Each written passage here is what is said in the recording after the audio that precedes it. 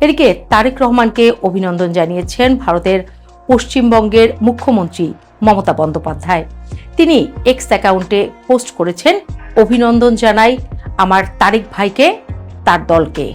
এটা নিছক সৌজন্য নয়, এটা ছিল বার্তাটা পরিষ্কার। ভারত এখন আর শুধু আওয়ামী লীগকে ঘিরে তার বাংলাদেশ নীতি সাজাচ্ছে না। ভারত বুঝে গেছে ভবিষ্যতের ঢাকায় কথা বলতে হলে বিএনপির দরজায় কড়া নাড়তেই হবে।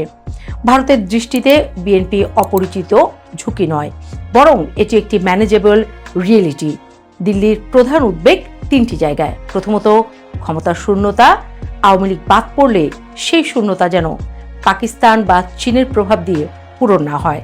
দ্বিতীয়ত, সীমান্ত ও উত্তর পূর্ব ভারতের নিরাপত্তা। তৃতীয়ত, বাংলাদেশ যেন ভারতের বিরুদ্ধে জনপ্রিয় ক্ষোভের প্ল্যাটফর্মে পরিণত না হয়।